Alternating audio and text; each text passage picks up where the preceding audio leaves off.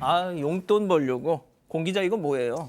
네, 인물의 얼굴이나 신체를 합성하는 일명 딥페이크 기술 많이 들어보셨을 텐데 이 기술을 이용해서 제작된 연예인 허위 영상물을 유포한 10대와 20대가 검거됐습니다. 이 10대와 20대 두 명은 한국 연예인이나 가수 등 150여 명의 얼굴을 합성한 딥페이크 사진을 3천 장 정도 갖고 있었다고 하고요. 또 일반 성착취물 영상을 11,000개 정도 갖고 있었다고 하는데 이런 수많은 영상물과 사진을 90차례에 걸쳐서 받고 팔아서 이제 한 150만 원 정도의 이제 수익을 얻은 이런 혐의를 받고 있습니다.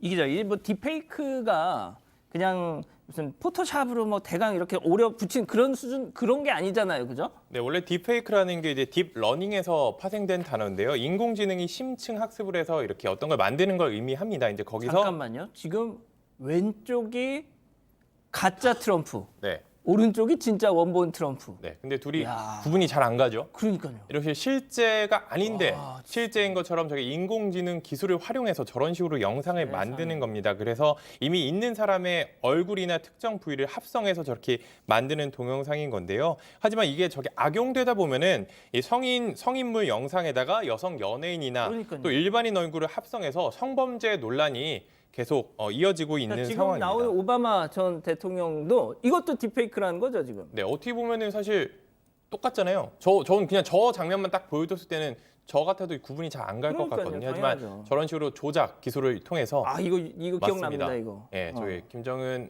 위원장. 국무위원장인데 실제 영상과 상당히 흡사합니다. 물론 이게 약간 배경이나 이런 건 그대로지만 표정이나 뭐 동작이나 몸짓 이런 약간 게 살찌기 전이에요. 살찌기 전인가요? 약간 살이 좀 빠진 모습인 것 같긴 한데 실제와 이게 구분하기가 쉽지 않기 때문에 일반인들 같은 이건 경우에는 뭐예요?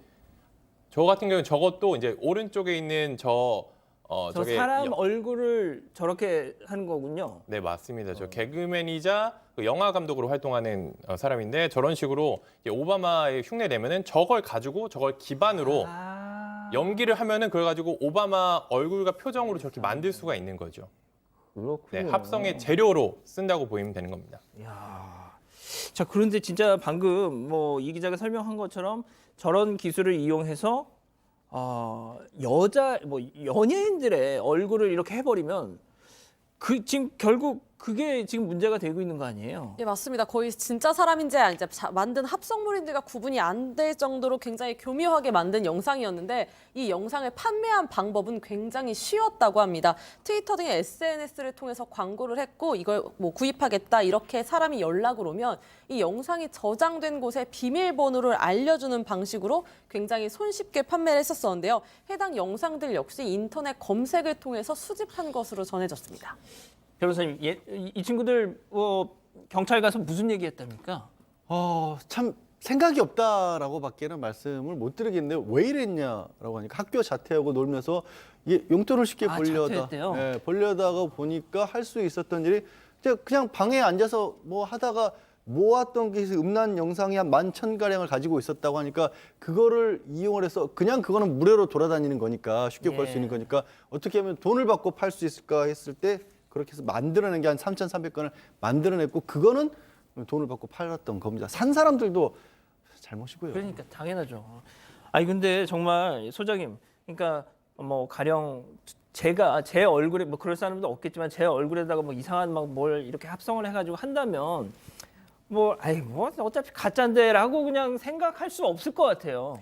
그러니까 저희 같은 그냥 뭐 일반인들도 사실 그런 일을 당하면 굉장히 수치스럽고 기분이 나쁘죠. 어쩔 수는 없고 참 기분 나쁘다 이 정도로 이제 끝날 수도 있는데 사실 연예인들은 이미지가 직업이잖아요. 그 이미지가 좋아야 사실은 그 스타성도 다 유지가 되고 그 이미지가 좋기 위해서 얼마나 많은 관리와 노력을 합니까? 그럼요. 그런데 이런 것들이 문제는 전 세계로 뻗어나간다는 거예요. 그 전 세계에 있는 뻗어나간 그 동영상을 아닙니다. 이거는 실제 상황, 실제 영상이 아니고 본인이 아니고 뭐 이런 뭐 영상물, 뭐 불법 영상물 이렇게 얘기하기도 어렵잖아요. 그러니까 이 연예인들로서는 상당한 이미지 타격을 어떻게 감수할 수밖에 없는 상황입니다. 진짜 말씀 잘하셨는데 2019년에 이 딥페이크 관련한 통계를 어느 단체에서 냈는데 전체 딥페이크 영상 중에 96%가 포르노로 소비되고 있고 그 피해자 미국, 영국 이쪽 여배우들이 46%,